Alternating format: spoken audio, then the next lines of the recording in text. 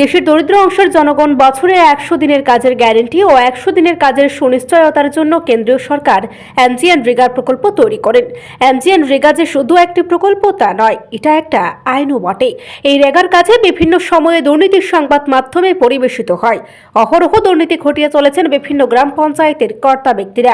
এমন একটি দুর্নীতি ক্যামেরাবন্দি করল RTV Tripura channel. Gaurnagar RD ব্লকের অন্তর্গত থলিয়ারকান্দি গ্রাম পঞ্চায়েতের এই দুর্নীতি প্রকাশ্যে আনলো এই চ্যানেলের প্রতিনিধিরা। ঘটনার বিবরণে জানা যায়, গৌরনগর আরডি ব্লক থেকে এমজিএনরেগা প্রকল্পে একটি ফিশারি বাদ দেওয়ার স্কিম করা হয়। সে মোতাবেক প্রায় 2400 মেন্ডিজ কাজের বরাদ্দ বের হয়। থলিয়ারকান্দি গ্রাম পঞ্চায়েতের 6 নম্বর ওয়ার্ডের এই কাজ করার কথা। বিজেপি পরিচালিত এই গ্রাম পঞ্চায়েতের 6 নম্বর ওয়ার্ডের কাজ শুরু হয়, কিন্তু তার রাতের অন্ধকারে গত 7 ডিসেম্বর রাতে অন্ধকারে রেগা শ্রমিকদের বঞ্চিত করে বেআইনি উপায়ে ডজার দিয়ে সেই কাজ শুরু হয়। স্থানীয় পঞ্চায়েত এলাকার দরিদ্র রেগা শ্রমিকদের ঘুমে রেখে সম্পূর্ণ বেআইনিভাবে ডজার লাগিয়ে প্রায় অর্ধেক কাজ করে ফেলেছেন পঞ্চায়েতের কর্তা ব্যক্তিরা। এ ব্যাপারে এই পঞ্চায়েতের এমজিএনরেগার জিআরএস ফুল মিয়ার সাথে মোবাইলে যোগাযোগ করা হলে তিনি জানান, রেগার কাজে কোনোভাবেই ডজার অ্যালাউ নয়। তিনি নাকি বিষয়টা পরের দিন শুনেছেন।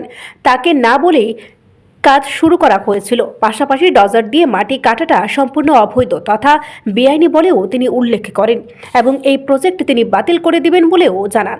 রেগার শ্রমিকদের বঞ্চিত করে লাখ লাখ টাকার আত্মসাৎ করার জন্য এই 2 নম্বরের রাস্তা অবলম্বন করছে ডাবল ইঞ্জিন সরকার তথা বিজেপি পরিচালিত থলিয়ারকান্দি গ্রাম পঞ্চায়েত।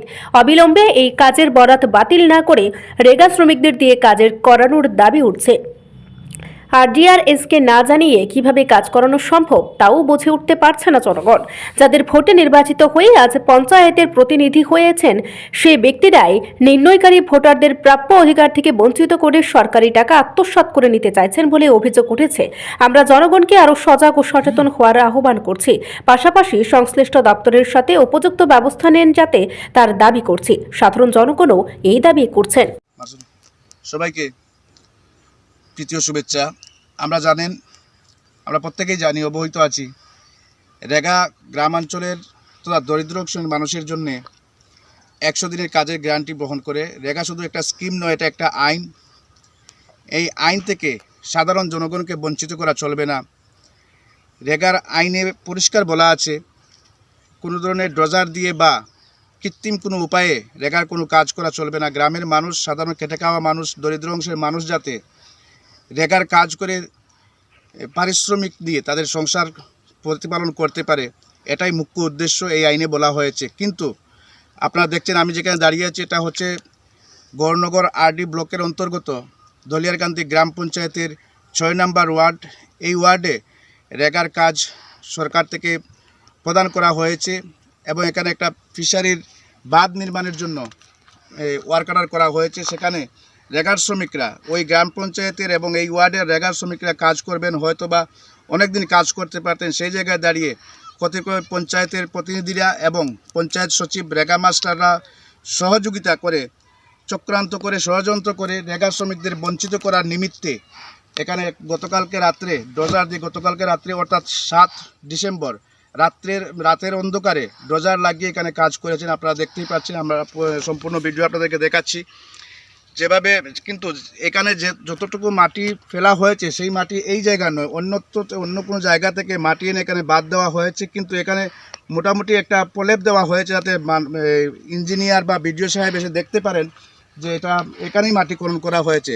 সত্য কথা বলতে গেলে এখানে কোনো মাটি খনন করা হয়নি। যে পরিমাণ মাটি এখানে তোলা হয়েছে, এই মাটি অন্য জায়গা থেকে আনা হয়েছে। তো আমাদের দাবি হচ্ছে, রেগার শ্রমিকদের বঞ্চিত করে কেন কতিপয় কন্ট্রাক্টর বা যারা অর্থ বলে বলিয়ান বা যারা এইসব ব্যবসার সাথে জড়িত, অবৈধ ব্যবসা আমরা বলবো এটাকে, যারা মানুষের অধিকারকে বঞ্চিত করে, মানুষের চাহিদাকে বঞ্চিত করে, রেগা শ্রমিকদের কাজকে বঞ্চিত করে, সর্বোপরি যারা এই ধরনের নোংরামি কাজ করছেন এবং টাকা আত্মসাৎ করার চেষ্টা করছেন, তাদের প্রতি আমরা নিন্দা জানাই এবং আমরা উপযুক্ত তদন্ত এবং এই কাজের নিরিখে যাতে আইনি পদক্ষেপ নেওয়া হয় সেই দাবি আমরা রাখছি। এখানে এলাকাবাসী বক্তব্য রেখেছেন, আপনারা শুনেছেন। আমরা চাই দুর্নীতিমুক্ত একটা পঞ্চায়েত গঠন হোক, পঞ্চায়েত চলুক, প্রতিটা পঞ্চায়েতে দুর্নীতি যাতে না হয় সেদিকে যাতে প্রশাসন দৃষ্টি রাখেন এবং কতিপয় যারা এই পঞ্চায়েত সচিব এবং রেগা মাস্টার এবং মেম্বার প্রধান যারা আছেন, যারা এই কাজটা, এই 2 নম্বরই কাজ করছেন তাদের প্রতি বিহিত ব্যবস্থা নেওয়া হোক। এবং আমরা চাই এই এলাকার যারা রেগা শ্রমিক আছে তাদের ন্যায্য অধিকার প্রদান করা হয়। আমরা দেখেছি বিডিও অফিসে কতিপয় শাসক দলের মাধ্যমে হামলা করা হচ্ছে কাজের দাবিতে বা ইত্যাদি বিভিন্ন কারণে, কিন্তু সেই জায়গায় কাজ এনে যেখানে 2 নম্বরই করা হয়, শুধুমাত্র 2 নম্বরই কাজের জন্যই কি হামলা করা হয়েছিল বিডিও অফিসে? এটা একটা প্রশ্ন থেকেই যায়।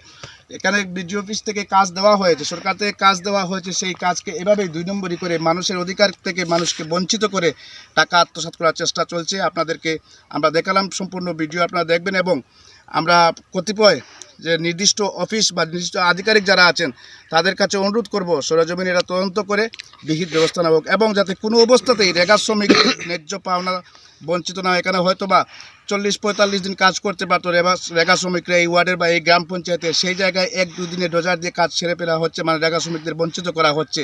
কোনো কোনো ক্ষেত্রে আমরা দেখি রেগা 100 দিনের কাজের কথা বলা হলেও 50 দিন 60 দিন হয়, শুধুমাত্র এই কারণে যেখানে প্রায় প্রত্যেকটা গ্রাম পঞ্চায়েতে এরকম ডোজার দিয়ে বা 2 নম্বরে কাজ করে রেগা শ্রমিকদের বঞ্চিত করা হয়, যার কারণে রেগা শ্রমিকরা 100 দিনের কাজ পান না। ধন্যবাদ সবাই।